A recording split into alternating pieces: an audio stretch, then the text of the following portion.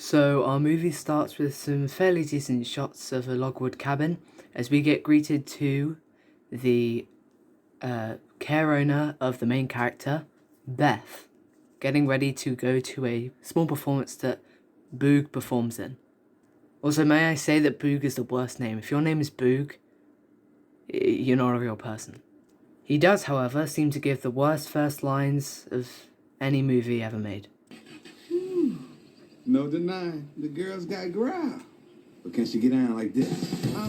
Can you get down like this? And bring it and bring it right back, huh? Look at that, look at that. I think you can instantly tell what I think of this scene. Let's continue. Boog is a 900-pound domesticated grizzly bear, and I'm just going to stop this film right there. 900 pounds? And it can fit in the back of this car? Why am I asking questions? He also somehow decides to disobey the laws of physics, I guess. Here it comes.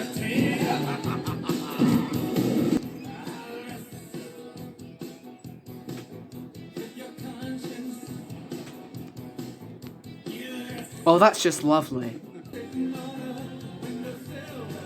Wait, what? Jon Favreau submitted any form of making in this movie. Okay, I'm done. So as I previously stated, Boog is a show bear, putting on performances for the live audience outside for families. I guess it makes them good money, since he's funny or something, you know, a bear doing tricks. I really don't get it.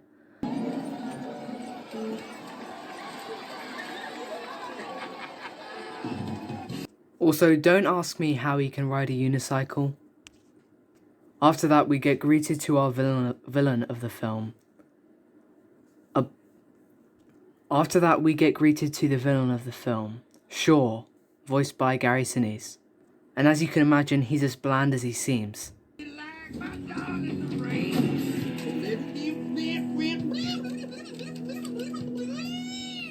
Good God, is that hideous?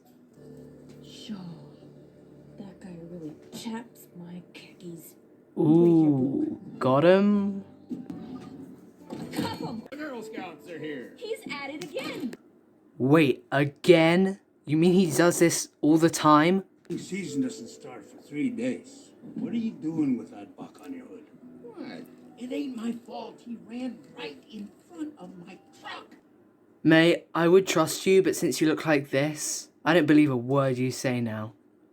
After a bit of resilience, Boog decides to let the buck go.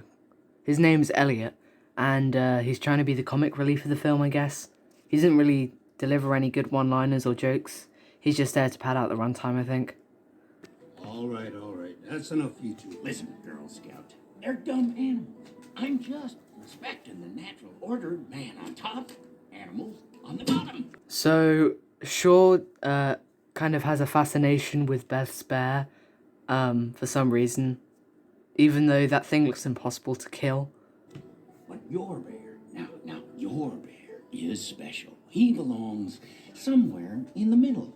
Between 2 slices of rye smothered in gravy. This man has to be locked up immediately. So, after a bit of resilience, Boog decides to let Elliot go. I guess, I don't know why he should. So, basically, Elliot pesters Boog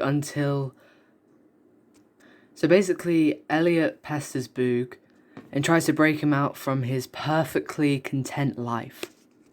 So after that, one delicious candy bar later, Boog and Elliot are determined to break into the grocery store and they wreak havoc.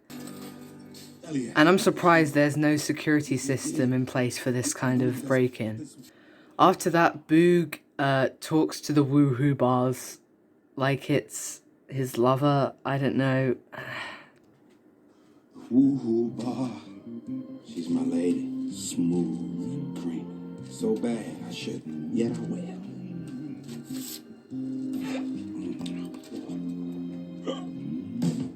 Okay, this scene should be outlawed. So basically, this scene goes on longer than it should because I'm surprised the police didn't come immediately. So after Boog kind of kills Elliot, but not really, They both get darted and sent to the woods.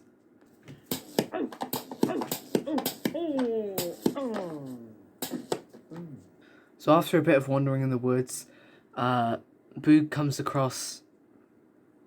It's away to Sunday school, pal. This is McSquizzy's turf. Nobody messes with McSquizzy, because that's me. Which not only asks me why Mike Myers would agree to such a role, but why are the squirrels not intimidated by Boog? Anyway, let's move on.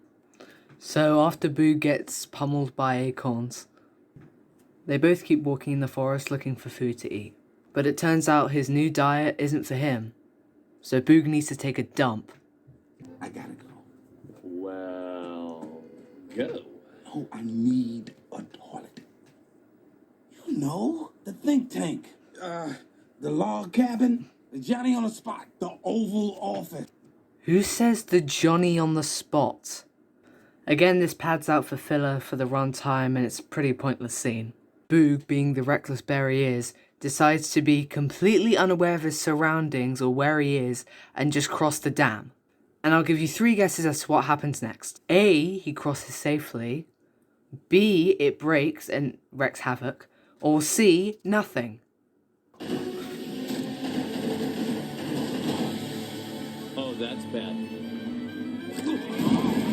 To be honest, and I know this is going to sound weird, this is like the only decent scene in the film. Also, did I say that there's a deer played by Patrick Warburton, who's pretty hilarious, I guess. But weirdly enough, everyone blames Boog for destroying their home. But then Boog decides to have a mental breakdown at his friends and call them all liars. But Boog, it was you who crossed the dam. And it was you who wrecked their homes. And it was you who killed and or injured the rest of the animals. Boog is guilty, fair and charged.